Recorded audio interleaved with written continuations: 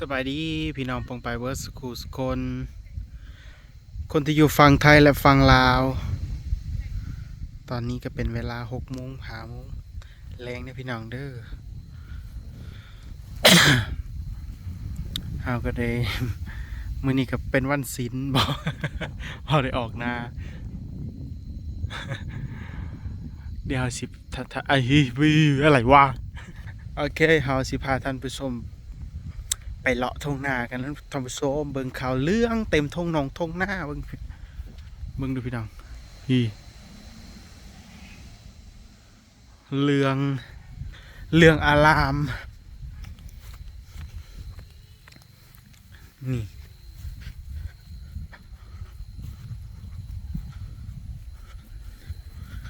เรื่องอันนี้ก็แม่นทางเมือเด้อพี่น้องเบิ่งบรรยากาศโอ้ยเขาเบิ่งดูพี่น้องอ่อนซ้อนผู้งามอยู่แต่กล้องมันจะมืดเลยตอนนี้ก็เป็นเวลา6 โมงแรงเลยพี่น้องเอ้ยถือว่าได้สำนี้ก็ถือว่าถือว่าดีอยู่ได้อืมฮู้ตัวเรื่องกับเรื่องเพราะว่ามันเป็นเขางันเด้อืมตัวโอ้ยอันตัวเคี้ยวหันมันเป็นเขางันอันตัวเรื่องเนี่ยมันเป็นเขา1,011เขาว่า1,011ข่อยกับบูฮู้คือกัน1,011มันก็สิสุกรบ่หรือว่าจะได้สุกรเขางันบ่นี่เบิ่งดูปุ๊เรื่อง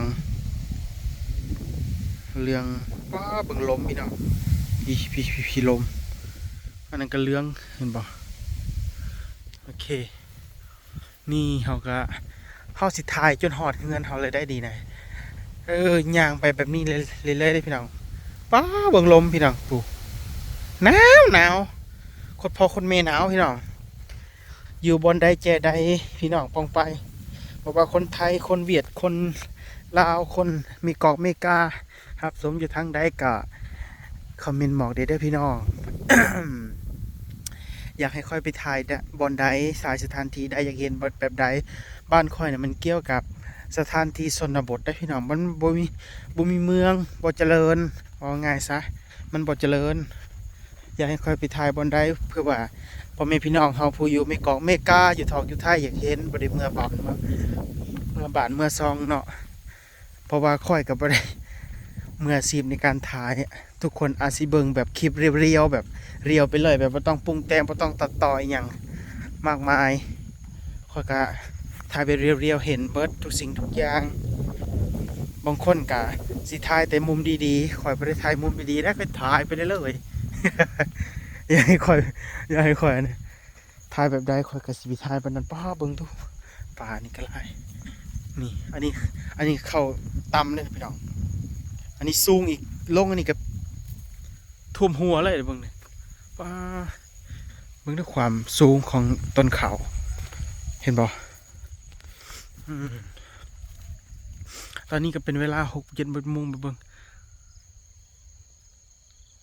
สิตกเลยพี่น้องเอ้ยฝนสิตกแล้วเบิ่งฮะเมฆปกคลุมอยู่นี่มื้อนี้ก็เป็นมื้อวันเฮาสิถ่ายเนาะเป็นมื้อวันหยังวะวันพุธบ่หรือวันคารวันใส่เบิ่งก่อน เฮาก็บ่ได้เตรียมพร้อมเป็นมื้อวันอังคารวันที่21เฮาสิได้ลงคลิปกับประมาณวันที่22 23พุ่นแหละพี่น้องเฮาก็สิลงคลิปเพราะว่าเฮาก็ได้ลงแล้วเนาะมื้อนี้เนาะเฮาก็ได้ลงแล้วเฮาสิลงซ้ำมันก็บ่ได้นี่อันนี้โตเขาเกี่ยวแล้วอันนี้เขาเอิ้นนาตีนบานงามมันดีได้เขาอันนี้นะมันเป็นนาตีนบานนี่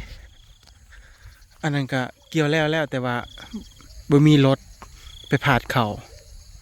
ก็เลยเอาพายางมาคุมไว้เนาะเพราะฝนก็จะตกเนาะ อยู่พูดหันแม่นเขาผาดไปเลยเห็นบ่พี่น้องพุ่นนะนี่แรงตะแรงนี่น้องก็เนี่ยโอเคพี่น้องเขาก็สิได้ปิดคลิปเพราะว่าถ่ายไปกับล่วงลายแล้วมันฮอด5 นาทีแล้วพี่น้องโอเค คำเว้าคำจาใดบ่สุภาพข้อยก็ต้องกราบขอโทษขออภัยนำเด้อเข้ามาแล้วก็ฝากกดไลค์กดแชร์ให้ข้อยได้เด้อมื้อนี้ขอกล่าวคำว่าสบายดี